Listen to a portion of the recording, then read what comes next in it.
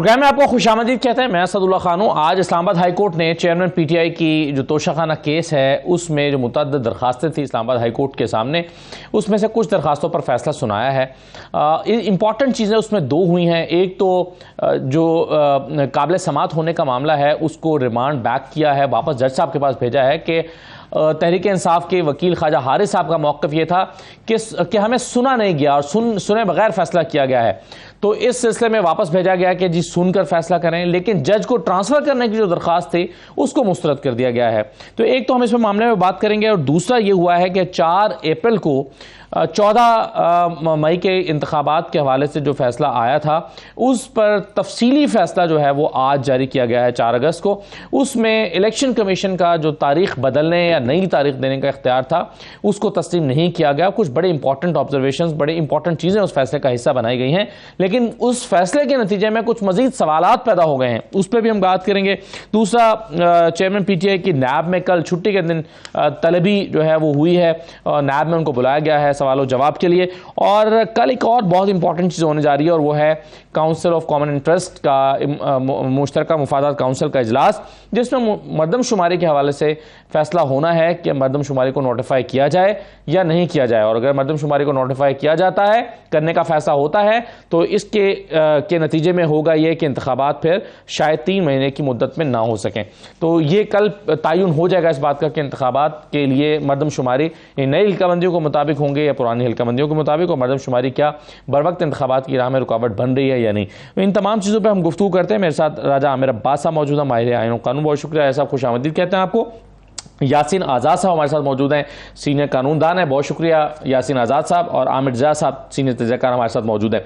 मैं सबसे पहले तोशाखाना केस में इस्लामाबाद हाई कोर्ट में जो तहरीक इंसाफ के चेयरमैन की मुतअद्दिद दरखास्तें थी, जिसमें से बुनियादी तौर पर एक ये कि काबिल समात है ये मामला हुमायूं दिलावर साहब के पास या नहीं है, एक तो ये था। और दूसरा ये कि जज किसी और जज के पास ट्रांसफ़र किया जाए तो बुनियादी, और फिर कुछ और चीज़ें भी हैं और हक़ दिफा के हवाले से उसको अगले हफ्ते के लिए रखा गया है, फिक्स किया गया है इस्लामाबाद हाई कोर्ट में। तो मैं कुछ पॉइंट्स आपके सामने रख देता हूं इस फैसले में कहा गया है कि जी दरखास्त गुजार के फाजिल वकील का यह कहना दुरुस्त है कि उन्हें सुना नहीं गया, इसलिए मामले को ताज़ा फैसले के लिए वापस ट्रायल कोर्ट भेजना मुनासिब होगा। ये फैसला आया है। फिर फैसले में कहा गया कि एडिशनल सेशन जज हुमायूं दिलावर की अदालत से केस को ट्रांसफर करने का कोई जवाज नहीं है। फैसले में भी कहा गया है कि अदालत को बताया गया है कि केस में कल हतमी दलाइल होंगे। जब अदालत मामले को हतमी दलाइल के लिए फिक्स करे तो दरखास्त गुजार दलाइल दें, यानी ख्वाजा हारिस साहब को दलाइल देना होंगे। दूसरा ये कि इस फैसले में यह भी कहा गया कि ट्रायल कोर्ट मामले पर फैसला करते हुए रेफर शुदा पिटीशन में उठाए गए उमूर को निपटाए। ये बड़ा इंपॉर्टेंट मामला है, इस पर हम आगे जाकर तफसील से बात करते हैं, क्योंकि सारा फैसला इसी एक नुक्ते पर जो है वो इन्हिसार कर रहा है। यह भी कहा गया कि महज ट्रायल की तेज रफ्तार इनकाद से जज का तासुब जाहिर नहीं होता। गलत हुक्मनामों का भी यह मतलब नहीं होता कि प्रिजाइडिंग ऑफिसर किसी तरह से मुतासिब है। फेसबुक अकाउंट पर मौजूद पोस्टें भी बादी नज़र में मुस्तरद या हकीकी नज़र नहीं आती, खासकर उस वक्त जब प्रिजाइडिंग ऑफिसर यानी जज ने उनकी खुलकर तरदीद कर दी हो।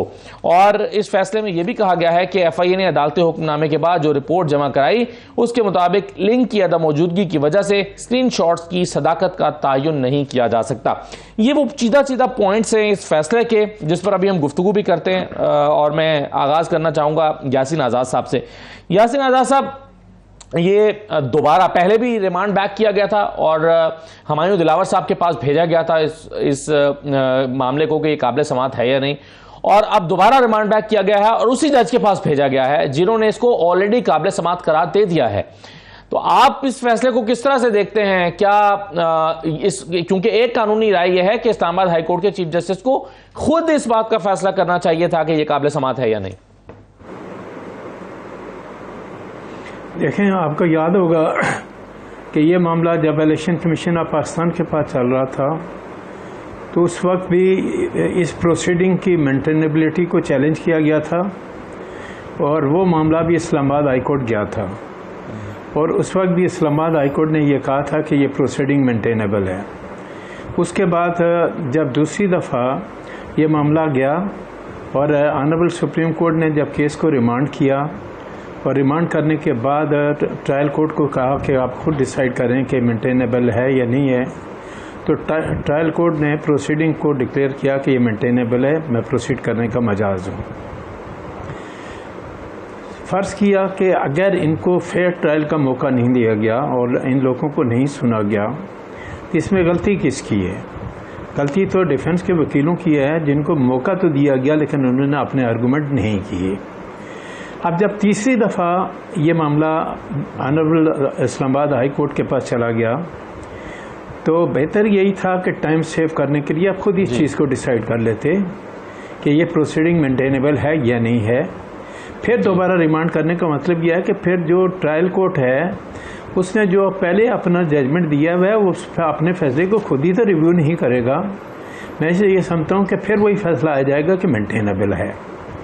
केस कंप्लीट हो चुका, इलेक्शन कमीशन ऑफ पाकिस्तान का जो वकील हैं वो अपने आर्गूमेंट कंप्लीट कर चुके, और जब अगर आपने ये ग्राउंड लिया भी है तो जब आप जजमेंट देंगे तो मेंटेनेबिलिटी का जो ग्राउंड है फिर भी ट्रायल कोर्ट अपना जजमेंट के बाद उसका लीगल पॉइंट को टच करेगा और वो जजमेंट फाइनल जजमेंट में भी दे सकता था। लेकिन ये जो कुछ हो रहा है मेरे नज़दीक, इससे ये ज़ाहिर होता है कि पीटीआई के जो हमारे कायद हैं वो शायद नहीं चाहते कि इस केस का फैसला जल्दी हो। अब फैसला जल्दी हो, आज भी आपने देखा होगा फाइनल आर्गूमेंट जो है ना इलेक्शन कमीशन ऑफ पाकिस्तान का वकील कर चुका है, और अब कल अगर आरएस साहब दोबारा आर्गूमेंट कर भी लेते हैं और कल अगर ट्रायल कोर्ट फिर कहता है कि नहीं मुझे इस बात का इख्तियार है और ये केस मेंटेनेबल है, तो वो जजमेंट रिजर्व कर देगा आपको सुनने के बाद, आपको कहेगा आर्गूमेंट कंप्लीट करें। और अगर ख्वाजा आरएस साहब अपने आर्गूमेंट कंप्लीट करते हैं, इलेक्शन कमीशन के बाद पाकिस्तान का वकील ऑलरेडी अपने आर्गूमेंट कंप्लीट कर चुका है, तो उन्होंने तो आपको ये कहना है कि ठीक है आप अपना आर्गूमेंट करें और उसके बाद वो जजमेंट रिजर्व कर देगा। कल फैसला हो सकता है। सवाल ये पैदा होता है कि फाइनल फैसले का इंतजार क्यों नहीं करते? क्या ये मुमकिन नहीं था कि ये फैसला अगर जो ट्रायल कोर्ट देता है उसके बाद आप अपील में चले जाते? इसका मतलब ये है कि आप हर हालत में चाहते हैं कि इस केस को जितना डिले किया जाए डिले क्या करें, और वो तमाम टैक्टिक्स हमारे वकला बरादरी पूरे के पूरे अदा कर रहे हैं। मैं एक बात मेरी समझ में नहीं आता कि 45-46 साल मुझे भी प्रोफेशन में हो गए हैं, जिस अंदाज में पीटीआई के लोगों के केसेस चल रहे हैं। For example honourable supreme court ने कहा कि ट्रायल कोर्ट की प्रोसीडिंग को आप नहीं रोक सकते। दूसरे दिन हमारे वकला चले गए, ऑनरेबल चीफ जस्टिस से कहा कि आप ये, तो उन्होंने कहा आप एप्लीकेशन दें, ज़बानी नहीं लें, तो आपने 2 रुकनी बजाय कि 3 रुकनी बंद फिर बना दी। पॉइंट वही था। क्या इस तरह से कोई आम वकील किसी अपने क्लाइंट के लिए करे तो क्या हमारी अदलिया उसको एक्सेप्ट करेगी? कभी भी नहीं करेगी। अब जब एविडेंस कंप्लीट हो चुकी है, फाइनल आर्गूमेंट पे केस है, तो फिर ये फैसला भी उसी ट्रायल कोर्ट को करने दें। अब कल इस आर्डर के खिलाफ जो ही ट्रायल कोर्ट कहेगा अगर मुझे जो रिस्ट्रिक्शन है, तो पीटीआई के लोग एक दफा फिर वो अपील फाइल कर देंगे अपनी। ठीक है, और जब वो अपील फाइल करेंगे, बिल्कुल सही है सर, तो इसमें लेकिन जो अगर मतलब ये ख्वाजा हारिस की या वकला की कोशिश थी, बिल्कुल ठीक है यासीन आज़ाद साहब, लेकिन इसमें अगर वकला की ये कोशिश थी कि उनको टाइम मिल जाए तो शायद ये कोशिश कामयाब, इस कोशिश में वो कामयाब नहीं हुए, क्योंकि एक पैराग्राफ नंबर 17 में आपके उसमें 2 लाइनें पढ़ देता हूँ और फिर मैं चाहूँगा कि राजा आमिर अब्बास साहब भी उस पर कमेंट करें। पैराग्राफ नंबर 17 अगर स्क्रीन पर दिखा दें तो उसमें ये कहा गया है कि मसलन एक लाइन लिखी है कि the matter is remanded to the trial court for decision fresh, दोबारा से फ्रेश डिसीजन दें, और साथ में ये भी कहा गया है कि the trial court shell address the issues raised in the referred petitions while deciding the matter. यानी इसका मतलब ये हुआ कि काबिल समात होने या ना होने का फैसला आप उसी वक्त कर सकते हैं जब आप इसको कंक्लूड करके मैटर को डिसाइड कर रहे हो। यानी मैटर को डिसाइड करना आर्गूमेंट की कंप्लीट हो जाने के बाद जब हो जाए तो उसी के साथ ही आप ये सुना दीजिएगा, सुन लें पहले कि काबिल समात है या नहीं, और उसके साथ ही सुना दें। इसका मतलब ये है कि दोनों चीज़ें एक साथ सुन के दोनों फैसले भी एक ही साथ सुना दिए जाएंगे, तो टाइम इसमें ज़ाया नहीं होगा। अच्छा, अब मेरा राजा आमिर अब्बास साहब आपसे सवाल ये है कि क्या इस्लामाबाद हाई कोर्ट ने जो हमारी दिलावर साहब हैं तोशा खाना का जो केस सुन रहे हैं, उनसे उन्हीं के फ़ैसले को रिव्यू करने के लिए कहा है कि आप अपने ही फैसले पर दोबारा देखें कि ये काबिल समात है या नहीं? देखिए, ये फ़ैसला जो उनसे आया है और ये जो ट्रायल चल रहा है, हमें भी 30 साल से ज़्यादा हो गई है बेसिकली क्रिमिनल प्रैक्टिस करते हुए। तो ये अपनी नवीयत का पहला है। और honourable supreme court of Pakistan, जिसके सीनियर जज जो बेंच को हेड कर रहे थे, जस्टिस याया की ये ऑब्जर्वेशन थी और क्लियरली उन्होंने ये कहा कि जो जुरिस्डिक्शन का पॉइंट होता है वो सबसे पहले डिसाइड किया जाता है, ओनली देयर आफ्टर प्रोसीडिंग्स चल सकती हैं। ठीक है। लेकिन ये वाहिद केस होगा पाकिस्तान की हिस्ट्री में कि जिसमें फाइनल आर्गूमेंट्स हो चुके हैं एक साइड के। Election commission of Pakistan final arguments कर चुका है। उसके बाद इनको कहा जा रहा है कि जी अब ये कल आखिरी दिन है, फाइनल आर्गूमेंट्स कीजिए, उसके साथ इसके भी आर्गूमेंट्स कीजिए।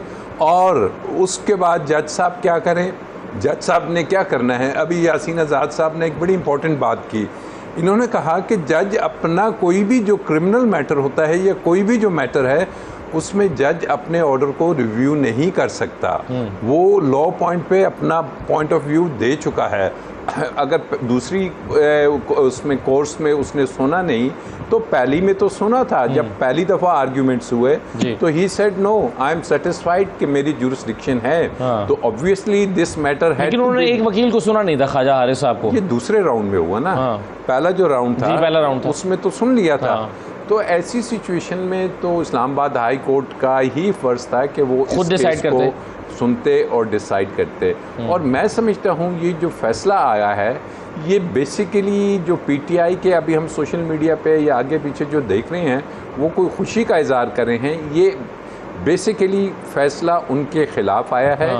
और इसमें जो कल की प्रोसीडिंग्स हैं उसमें एक तरीके से बांध दिया गया है कि tomorrow the trial court has to decide the matter, और डायरेक्शन दे दी गई है कि आप जाके पेश हो जाइए, अपने आर्ग्यूमेंट्स करें और जो फाइनल जजमेंट होगी उसमें बता दें। नहीं, लेकिन उसमें फिर सवाल ये ना, लेकिन अभी जैसे यासीन आज़ाद साहब ने कहा जी क्यों अपील के लिए फाइनल जो अपील का राइट है उसका वेट नहीं करते। प्रॉब्लम ये है कि जब अपील होती है तो अगर कन्विक्शन साथ आ जाती है तो मौके पे अरेस्ट हो जाता है, और अपील में जो जजमेंट है वो सस्पेंड नहीं होती, सेंटेंस जो है वो सस्पेंड होती है, कन्विक्शन जो बरकरार रहती है।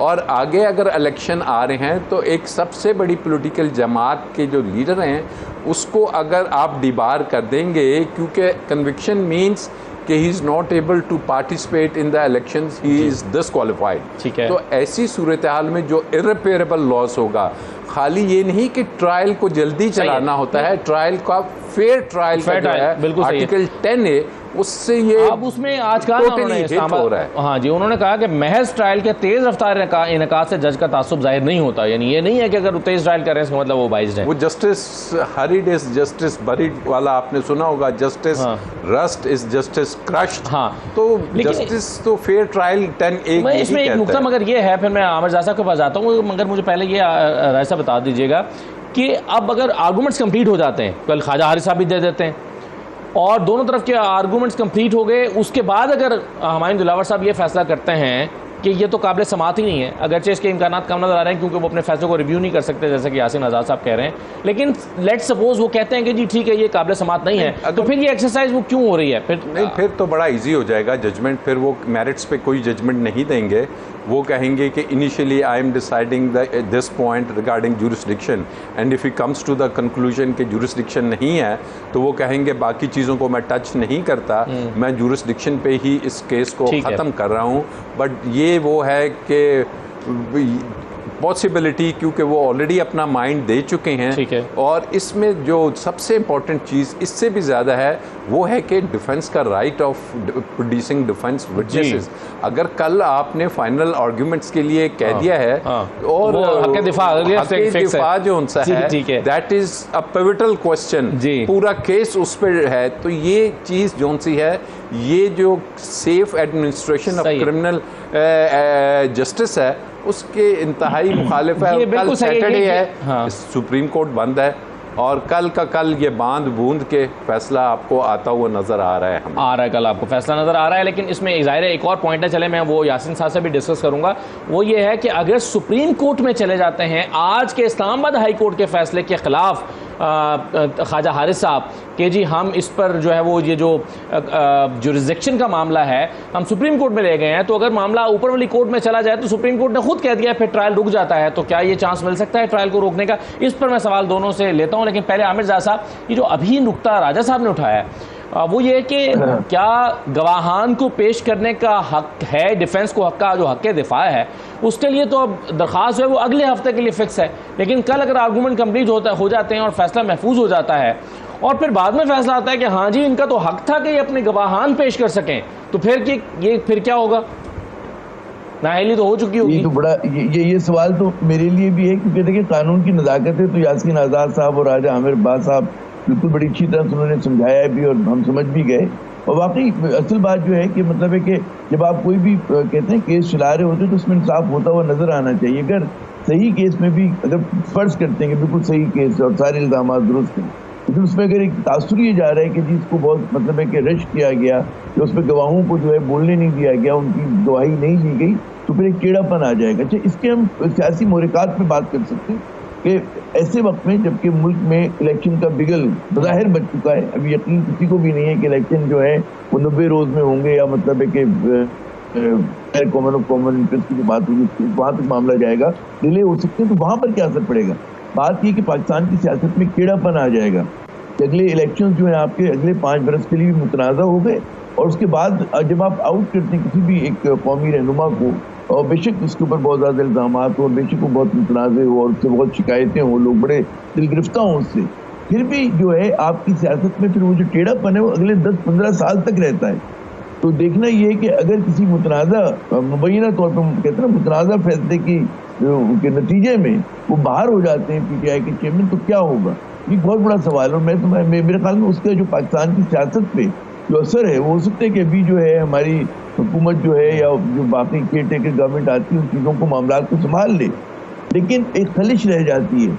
वो आप देखें ना कि बुखारी भुट्टो साहब के साथ क्या हुआ, उसके बाद आप देखते हैं कि नवाज शरीफ साहब को जिस तरह से निकाला गया, उसके बाद वो आज तक मामला चल रहा है, वो फैसला कर रहा है।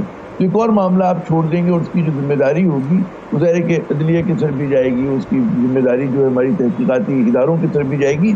और फिर मुझे ऐसे लोग सवाल करेंगे, मैं चाहूँगा हमारे जो कानूनी माहिरीन है वो जवाब दें कि भाई बिल्कुल तोशा खाना केस हम कहते हैं बिल्कुल दुरुस्त है, और उसमें मतलब है कि घड़ी का जो भी उसकी मालियत है वो 4 करोड़ है, 20 करोड़ है, वॉटेवर, ठीक है वो, लेकिन इसी नौयत के दीगर केसेस भी हैं, उनका क्यों नहीं इंसाफ साथ साथ हो रहा है? यानी कि मर्सिडीज है, BMW है, दीगर सियासतदानों ने चाहे किए, वो उस पर क्यों खामोश किए?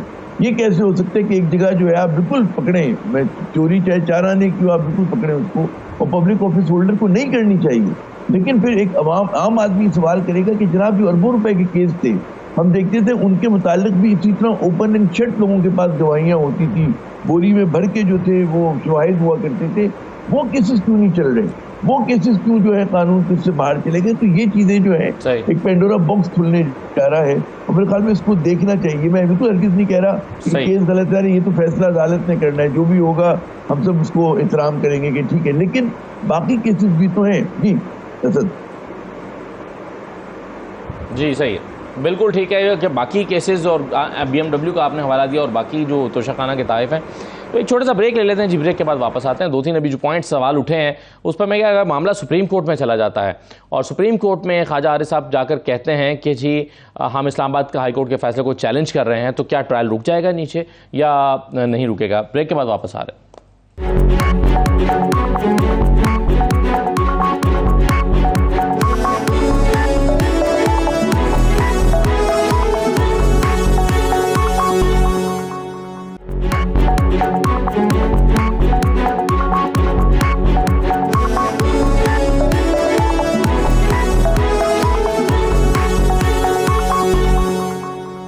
ब्रेक के बाद आपको दोबारा खुशामदीद कहते हैं। यासीन आज़ाद साहब, अभी जो हम तोशाखाना के हवाले से बात कर रहे हैं, अभी सुप्रीम कोर्ट में अगर ख्वाजा हारिस साहब चले जाते हैं और कहते हैं कि जी इस्लामाबाद हाई कोर्ट का जो फैसला है उसको वो चैलेंज कर रहे हैं, तो क्या फिर भी नीचे ट्रायल रुक जाएगा? क्योंकि अभी जुरिसडिक्शन जो है, इसका मतलब है कि वो अभी डिसाइड नहीं हुई अगर मैटर सुप्रीम कोर्ट में चला जाता है।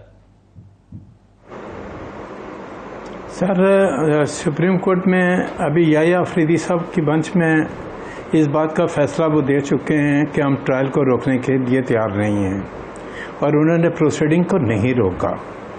मैं तो ये कहता हूँ कि सेकंड टाइम जब उस एप्लीकेशन को इंटरटेन किया गया और एक जज साहब का इजाफा किया गया, उसकी ज़रूरत नहीं थी। इससे इम्प्रेशन गलत पड़ता है हमारी अदलिया की साख पे। अभी आमिर साहब कह रहे थे, मैं ये कहता हूँ कि क्या हम ये भूल गए हैं कि जब नवाज शरीफ को अपने अकामा के ग्राउंड पे डिस्क्वालीफाई किया या नेप में उनके केसेस चले, तो क्या टू डे प्रोसीडिंग हुई या नहीं हुई? क्या पाकिस्तान की तारीख में पहली दफ़ा ऑनरेबल सुप्रीम कोर्ट के एक जज ने एज ए मॉनिटरिंग जज उसको कंट्रोल किया या नहीं किया? को जितना रिलीफ हमारी अदलिया दे रही है, मैंने तो 75 साल की तारीख में किसी पॉलिटिकल लीडर को देते हुए नहीं देखा। अब सवाल ये पैदा होता है कि जब आप ये तमाम बात करते हैं, इंसाफ की बात करते हैं, आर्टिकल 10A की बात करते हैं, तो ये आर्टिकल 10A सबके लिए है। यही वजह है कि शुरू से मैं ये कहता था कि वक्तन फ़क्तन ऑनरेबल सुप्रीम कोर्ट आर्टिकल 184 में जो फाइनल फैसले करती है वो इसलिए गलत हैं कि उसमें राइट ऑफ अपील नहीं है। सेक्शन आर्टिकल 10A का मामला वहाँ भी आता है। यहाँ जो केस की प्रोसीडिंग हो रही है, आप इसमें बताएं कौन सी जल्दबाजी की जा रही है? एक कमीशन ने, इलेक्शन कमीशन ऑफ पाकिस्तान ने करके भेज दिया आपके पास, और तमाम, मैं क्रिमिनल प्रैक्टिस नहीं करता, अब्बास साहब करते हैं, पर क्रिमिनल प्रैक्टिस में ने इस केस में डिफरेंट टाइम पे डिफरेंट स्टैंड लिया। और इवन 342 का जब स्टेटमेंट रिकॉर्ड किया गया, जिसने मेरी गाड़ियाँ बेची हैं, पहले कुछ और कहा हुआ था और बाद में आपने कुछ और कहा। जिस आदमी को जब आपने कहा कि मेरा मिलिट्री सेक्रेटरी था, उसका नाम आपने डिफेंस की लिस्ट में क्यों नहीं दिया? आपने कहा ना, आपने स्टेटमेंट के अंदर कहा। आपने पूरा केस किसी और पॉइंट पे चलाया। 342 में आपने कोई जवाब दिए, और फिर बर्डन आपने बजाय किसके कि आप अपनी बेगम पे फेंकते, फराग गोभी पे फेंकते या और लोगों पे फेंकते। अब इस केस में, ठीक है, क्रिमिनल केस में आप ये बता दें। अच्छा सर, उसमें अगर आप इजाजत, जो बुनियादी मेरा सवाल था जी, मैं यासिन आज़ाद साहब, जी मेरा सिर्फ बुनियादी सवाल आपसे ये था, चूंकि आपने अभी हवाला दिया जस्टिस याहिया अफरीदी साहब का। याहिया अफरीदी साहब ने इसलिए फैसला नहीं दिया था, याहिया अफरीदी साहब ने इसलिए फैसला नहीं दिया था, उन्होंने कहा था कि मामला चूंकि इस्लामाबाद हाई कोर्ट के पास पेंडिंग है, तो इसलिए हम नहीं रोक सकते इसको। यानी कि अगर चाहे तो इस्लामाबाद हाई कोर्ट रोके, और इस्लामाबाद हाई कोर्ट ने चूंकि फैसला दे दिया है, तो अब तो ही सुप्रीम कोर्ट के पास गया है मामला।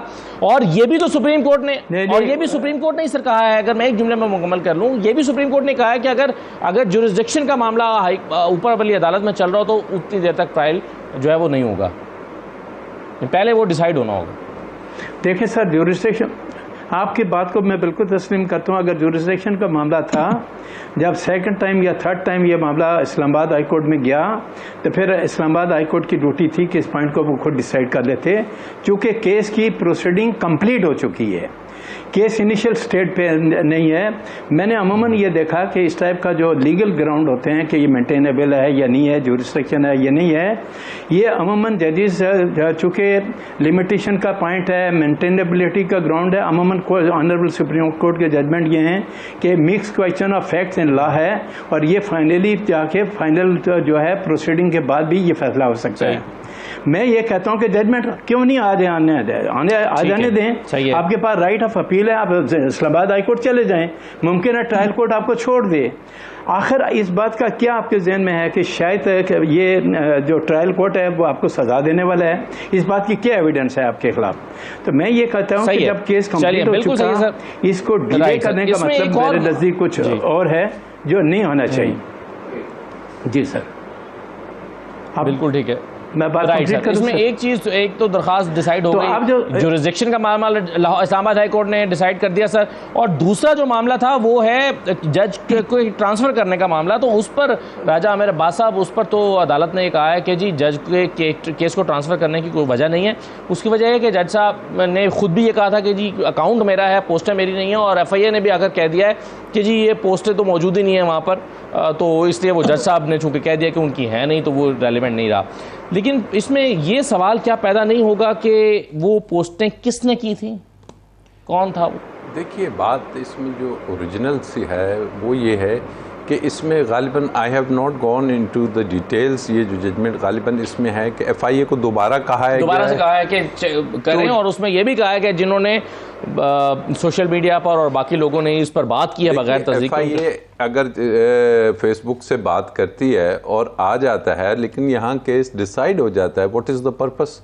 कि वो कल को अगर दे दे जज के खिलाफ, ठीक है, कोई एडमिनिस्ट्रेटिव कार्रवाई तो हो सकती है, लेकिन ट्रायल तो वो कंप्लीट हो ये गया, फैसला बरकरार रहेगा। तो इसमें अगर वही बात है कि ये थोड़ा सा अगर वेट कर लिया जाता और FIA डिटेल रिपोर्ट दे देती कि जी फेसबुक वाले बता देते, अगर ऑल दो जो ये बाहर के ये जो हैं सोशल मीडिया वाले ये इतने आराम से ये चीज़ें नहीं देते, लेकिन अगर कोर्ट या FIA या गवर्नमेंट लिखती तो अगर वहाँ से रिपोर्ट का इंतज़ार कर लिया जाता। बट देन अगेन ये जो इशू है ये तो जज की एक डिस्क्रिशन है, लेकिन आपका पॉइंट बड़ा इंपॉर्टेंट है कि अगर ये सुप्रीम कोर्ट चले जाते हैं और क्या ये फिर जजमेंट से रुक जाएंगे? ऑब्वियसली सेक्शन 526 सब क्लॉज 8 है कि जब जुरिस्डिक्शन को चैलेंज कर दिया जाता है किसी हायर फोरम में तो वो जो है कि ट्रायल नहीं रुकता, लेकिन जो अनाउंसमेंट ऑफ जजमेंट है वो by virtue of law, inbuilt जो लॉ है उसकी वजह से इवन कोर्ट को कोई कहने की भी ज़रूरत नहीं होती, जैसे कि सुप्रीम कोर्ट में अभी हुआ तो वो स्टे हो जाता है। But here the point is, इनको या तो आज रात को ही, देखिए अदालतें खुलती हैं ठीक रात को भी, आज ही ये पिटीशन लेके चले जाएं, ये सुबह सुबह चले जाएं, भले से छुट्टी है लेकिन हाँ जी सुप्रीम कोर्ट में बैठा होता है, कल एडमिनिस्ट्रेटिवली सारा खुला होता है और इस चीज़ की वो रिक्वेस्ट करें। और अगर नहीं होती इट मीन्स कि जी क्यों इनकी लीगल टीम ये चीज़ आज ही रात सुप्रीम कोर्ट में या अर्ली मॉर्निंग एट 8 o'clock नहीं जाके कि जी सुप्रीम कोर्ट में ये जमा कराते और चीफ जस्टिस साहब इस पे उसी टाइम इसको फिक्स भी कर सकते हैं। तो दिस इज समथिंग सही है, बिल्कुल सही। चलें एक सवाल मैं यासीन आज़ाद साहब से लेकर फिर मैं आमिरज़ाद साहब के पास आता हूँ। यासीन साहब, ये जो हक़ दिफा का मामला है कि क्या कि डिफेंस ने अपने गवाहान पेश किए लेकिन उनको इररिलेवेंट करार दे दिया गया, तो उन्होंने दरख्वास्त इस्लामाबाद हाईकोर्ट में किया कि जी हमें दिफा का हक नहीं दिया गया। अब ये अगले हफ्ते हेयरिंग के लिए फिक्स है।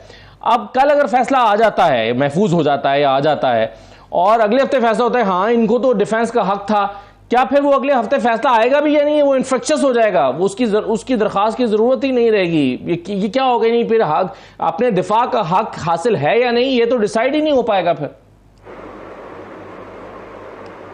देखें सर, अब्बास साहब ज़्यादा क्रिमिनल प्रैक्टिस करते हैं। मैंने जो क्रिमिनल प्रैक्टिस में ये देखा है कि जब 342 का एक स्टेटमेंट होता है तो एक क्वेश्चन किया जाता है कि do you want to lead defence evidence, तो अक्यूज़ अगर कहता है यस तो उसको नाम और वो एड्रेस देना पड़ता है और उनको लेके आना पड़ता है। आपको बाकायदा मौका दिया गया, जब आपने लिस्ट दी तो उन्होंने कहा बंदे कहाँ हैं, आपको ले आओ, मैं अभी एविडेंस करने के लिए तैयार हूँ। आपने कहा जी बंदे नहीं आए। फिर मेलफ आईडी आपकी तरफ से आता है कि इसका मतलब ये आपने जो नाम दिए हैं उनकी एविडेंस नहीं देने चाहते थे, क्योंकि आपकी जिम्मेदारी थी कि जब आपने नाम दिए तो आपने डिफेंस की एविडेंस को ले आते। और ज़्यादा अप्रीहेंशन ये थी कि वो जो ब्रिगेडियर साहब हैं जिनका नाम दिया गया था 342 में, शायद उसका नाम आएगा। अब जो 3-4 आदमियों के नाम आपने दिए हैं, कोर्ट ने अपने ऑर्डर में लिखा है कि उन 3-4 आदमियों का ये इस केस से कोई ताल्लुक नहीं। उसमें तो 3 आदमी इनकम टैक्स डिपार्टमेंट से कहीं ताल्लुक रखते हैं और इनकम टैक्स का डिस्प्यूट कोर्ट के सामने है ही नहीं। और एक जो है PTI का कोई पता नहीं सेक्रेटरी लेवल का कोई बंदा है जो इसको आपने डिफेंस में दिया। कोर्ट ने ये कहा कि ये चारों डिफेंस के जो विटनेसेस हैं, पहले उन्होंने कहा आप लाए विटनेस, इन्होंने कहा नहीं लाए, तो उन्होंने कहा आपकी जिम्मेदारी थी आप लेके आते, आप नहीं लेके गए। और उसके बाद उन्होंने कहा इनका कोई नहीं बनता। ये तमाम चीज़ें मेरे नज़दीक अक्यूज के फेवर में जाती हैं कल अपील की हद तक। कल मुमकिन है अगर कोर्ट आपको till the rising of court ही सज़ा दे देता है, 6 महीने की सज़ा नहीं देता। यूसुफ रजा गिलानी की तरह सिर्फ इतना कहता है till the rising of court, आप डिस्क्वालीफाई तो हो गए ना 5 साल के लिए।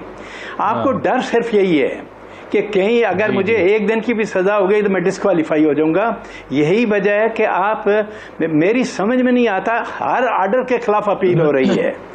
मेरे नज़दीक इंट्रालोक्वेटरी जितने आर्डर हैं उनकी कोई अपील नहीं होती, लेकिन यहाँ इनके मामले में वो आर्डर जो अपीलेबल नहीं है। सर, अगर आप गवाहान की बात कर रहे हैं तो मेरे दिमाग में वो पूरी रील चल रही थी जी, वो जो लाहौर हाई कोर्ट में नैब का में मनी लॉन्ड्रिंग का केस चल रहा था शरीफ फैमिली का, उसमें 2.5-3 साल में कुछ 6-7 गवाह रिकॉर्ड हुए उसके बाद फिर एक नया मुलजिम उसमें शरीक हुआ आके प्रोसीडिंग्स में, तो वो दोबारा से गवाह शुरू हो गए, और उसमें भी अमजद परवेज़ साहब वकील थे, और मैं देखता था कि उसमें गवाहान जो है वो कभी गवाह नहीं आता था, कभी वो उसे वकील नहीं आता था, और वो 3 साल तक मामला चलता रहा। और दूसरे मनी लॉन्ड्रिंग के केस में तो फर्द जुर्म ही आयद नहीं हुई, 2 साल तक पेशियाँ होती नहीं, पौने 2 साल तक फर्द जुर्म आयद नहीं हुई, और फर्द जुर्म आयद हुए बगैर ही भरी हो गया।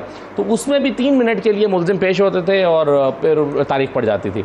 तो ये हम देखते हैं हमारे निज़ाम इंसाफ सर, मैं यही बात कहता हूँ, मैं अपनी अदलिया से टुडे चला जाता है, जैसे जमाशी को शायद डिस्क्वालीफाई करना था। जी 1 मिनट में लेता हूँ। मैं अपनी अदलिया से यही कहता हूँ कि आम शहरी में और बड़े आदमियों में फ़र्क ख़त्म करें, सबके साथ करें, ताकि अदलिया पे कोई आदमी उंगली ना उठा सके। हमारे इदारे की डिग्निटी बुरी तरह से मजरूह हो रही है। हम उस पर इदारे से हम मुंसलिक हैं। हम ये चाहते हैं कि हमारे इदारे के जो साख दिन ब दिन खराब हो रही है वो ना हो। बिल्कुल सही है सर, कहीं पर 3 साल तक फर्द जुर्म आयद नहीं होती और कहीं पर आप दिन रात करके फैसला सुना देते हैं। सर आप बिल्कुल ठीक है सर, आपने बिल्कुल दुरुस्त कहा कि ये फर्क खत्म होना चाहिए। जी नहीं, अभी जनरल परवेज मुशर्रफ की अपील जो है 10 साल के बाद लगाई है। परवेज मुशर्रफ कब्र में चला गया और उसके बाद आपने उसे इलेक्शन पिटीशन को उठा के डिसाइड किया, और कई दफा मर्डर केस में लोगों को सजा हो गई। जी ठीक है, तो एक और इसी तरह हुआ ना सर, बाद में चली और 3 महीने पहले फैसला, तो ये चीजें हमारे लिए तकलीफ दे हैं सर। 3 महीने पहले फैसला आया कि 14 तारीख को जी सर कि इलेक्शन करवाएं। इलेक्शन नहीं हुए, लेकिन उसका तफसीली फैसला आज जारी हो रहा है। उस तफसीली फैसले के कुछ पॉइंट्स में राजा आमिर अब्बास साहब आपके सामने रखता हूँ, ज़रा उस पर कॉमेंट कीजिएगा। ये सुप्रीम कोर्ट से जो आज जस्टिस मुनीब अख्तर साहब ने ये फैसला तहरीर किया, वो ये कहते हैं कि क्या इलेक्शन कमीशन इंतखाबात को जो दावाशुदा आइनी इख्तियारात हैं, यानी जो वो कह रहे हैं कि हमारे ये आइनी इख्तियारात हैं, उसके नतीजे में आइन के आर्टिकल 224 में दिए गए दौरानिये से आगे ले जा सकता है। हमारी नज़र में इसका जवाब नफ़ी में है। ये फैसले में कहा गया। फैसले में यह भी कहा गया कि आइन के आर्टिकल 218(3) का मकसद यकीनन ये नहीं कि इससे इलेक्शन कमीशन को इंतखाबात से मुतल्लिक तमाम आइनी शिकों को कुचलने की इजाज़त दे दी जाए।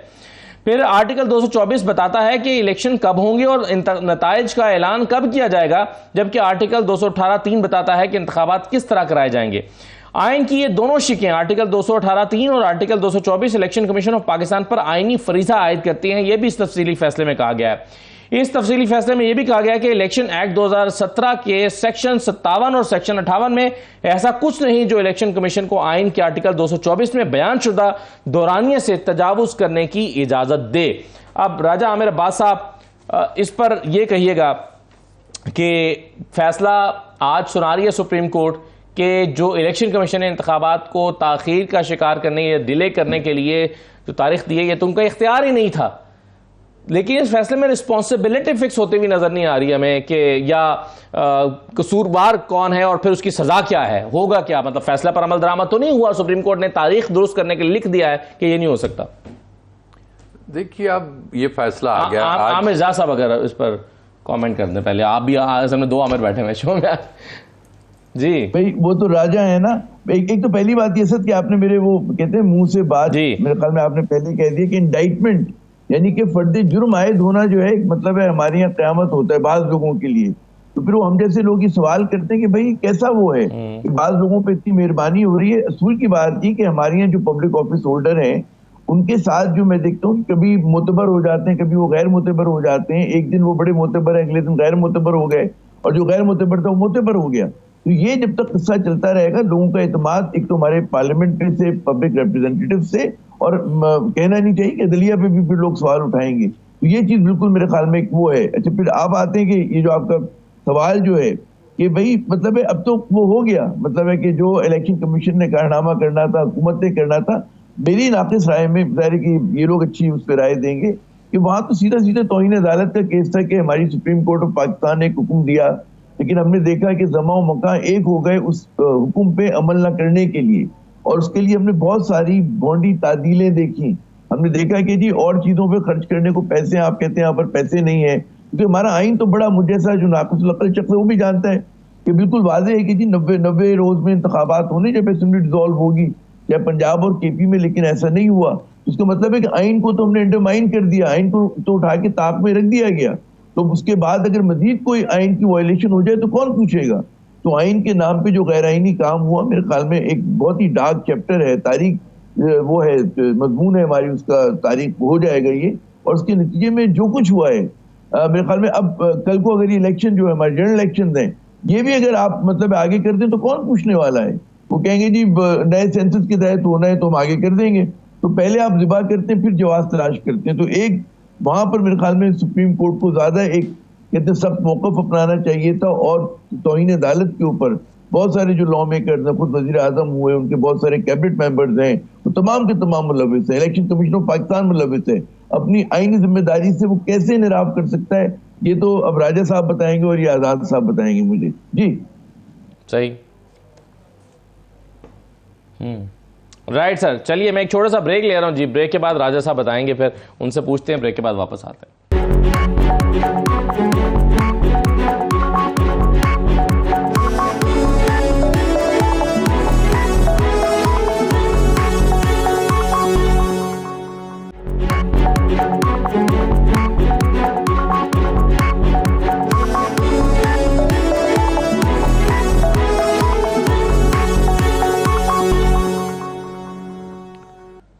दोबारा खुशामदीद कहते हैं। राय साहब, एक फैसला आता है, उस फैसले पर अमल दरामद नहीं हुआ। इलेक्शन कमीशन ने अपने इख्तियार से बढ़कर तजावुज़ किया और आज उसका फैसला सुप्रीम कोर्ट ने लिख दिया है। लेकिन इसमें ना ज़िम्मेदार का तयन और ना जो है वो उसके लिए कोई सज़ा। तो ये फैसला फिर सिर्फ तारीख़ में इस मामले को दुरुस्त साबित करने के लिए है? देखिए, इसमें दो चीज़ें हैं। एक चीज़ जो इम्पोर्टेंट है कि बहुत सी आइन के आर्टिकल्स मेंशन हैं और कहा जा रहा है कि जी उसकी खिलाफ वर्जी हुई है, अनकॉन्स्टिट्यूशनल अमल है। अनकॉन्स्टिट्यूशनल अगर अमल है तो ऑब्वियसली आपका सवाल बड़ा वैलिड है कि responsibility has to be fixed, या सुप्रीम कोर्ट जो सी है वो किसी पर्टिकुलर केस में तो वो किसी को ये रिस्पॉन्सिबिलिटी फिक्स करती है, और कहीं पे वो ऑल्दो इसमें जो प्रोसीडिंग्स होती हैं वो कॉन्टेम्प्ट की, it's always between the contemnor and the court, but जो कॉन्टेम्प्ट प्रोसीडिंग्स होती हैं वो नॉर्मली डिटेल जजमेंट आने के बाद शुरू होती हैं। शॉर्ट ऑर्डर पे नॉर्मली कॉन्टेम्प्ट प्रोसीडिंग्स नहीं शुरू होती। आई एक्सपेक्ट कि ये जजमेंट आने के बाद जो आज आई है, तो this is now supreme courts, although उनकी डिस्क्रिशन है, लेकिन मुझे लगता है कि उन्हें जो ये जजमेंट है सिर्फ किताबों की जीनत बनाने के लिए नहीं, बल्कि एक प्रेसिडेंट कायम करना है कि इन केस अगर जो एक कॉन्स्टिट्यूशनल डिवीजन हो रही है और इतने इंपॉर्टेंट इशू पे कि जिससे इस मुल्क के 24-25 करोड़, उस डेट पर अब इम्प्लीमेंटेशन तो हो नहीं सकता। देखिए, तो सजा किस चीज़ की होती है? For non implementing the decision of the supreme court. ठीक है, तो उसमें यही है कि 24 करोड़ लोग इसमें इन्वॉल्व थे, हर किसी को एक टाइमली हुकूमत चाहिए थी पॉलिटिकल। तो अगर सुप्रीम कोर्ट समझती है तो आई थिंक कि फैसला आने के बाद, समझती तो है, फैसला आ चुका है, तो आप डिटेल जजमेंट के बाद they can initiate contempt proceedings, वो नोटिस दे सकते हैं। राइट, एक और बड़ा इंपॉर्टेंट मामला आमिर जाद साहब, और वो है ये कल सीसीआई का इजलास होने जा रहा है मर्दमशुमारी के मामले पे। इसको नोटिफाई करना है या नहीं करना, और उसी पे तयन होगा कि इलेक्शन कब होंगे, क्या 3 महीने के अंदर होंगे या नहीं होंगे। तो आप किस तरह से इसको देख रहे हैं? क्योंकि पीपल्स पार्टी का एक स्टांस है, हमारे सामने है, नून लीग भी पहले कह चुकी है कि जी हम इसको नोटिफाई नहीं करना चाहते, लेकिन एमक्यूएम तकाजा कर रही है। क्या होने जा रहा है? देखिए, बात ही इन फ्लॉड सेंसस के तहत, फ्लॉड मर्दमशुमारी के तहत अगर इंतखाबात होंगे, सवालिया निशान है। इंतखाबात आप देर से करते हैं वो भी मुश्किल में है, मतलब वो भी कोई सही फैसला नहीं होगा। वो जो फारसी की मिसाल है ना कि ना जाए रफ्तन ना पाए मानदन वाले तो हिसाब है। आप बताओ, रियासत सोचे कि हम मर्दमशुमारी जैसा अमल, आईनी अमल भी जो है वो सीधे तरीके से नहीं करा सकते। अब ये जो नोटिफिकेशन था, ये प्रोसेस आप पहले भी शुरू कर सकते थे, लेकिन क्योंकि लोगों को सही नहीं गिना गया। अब कराची के लोगों का या अर्बन सिंध का एक बहुत बड़ा मसला है, लेकिन दायरे की एक राय ये बनती है कि इंतखाबात को आप डिले नहीं कर सकते, क्योंकि अगर आप इंतखाबात को डिले करेंगे, अब देखना ये कि यहाँ पर हमारे यहाँ सिर्फ ये सियासी फैसला नहीं है, इस पे जो हमारी मतलब है कि जो रियल दैट कहते हैं पावर दैट भी है, वो किस तरह से सोच रही है। अगर वो समझते हैं कि जनाब इस वक्त अगर मतलब है कि इंतखाबात फौरन कराने का नुकसान ज्यादा है फायदे से ज्यादा, जो भी उनका वो है गेम प्लान है, उसके तहत तो गालिबन फिर एक बड़ा एक सॉलिड एक्सक्यूज है उनके पास। लेकिन अगर वो जाते हैं मर्दमशुमारी कराने, तब भी फिर बाद में मतलब शोर तो मच रहा होगा कि अगर आपने लोगों को सही नहीं गिना, जिनकी सीटें बढ़नी थी वो नहीं बढ़ सकी, जिनकी कम होनी थी वो कम नहीं हुई है, तो एक मतलब एक टेढ़ापन आ गया है आपके यहाँ।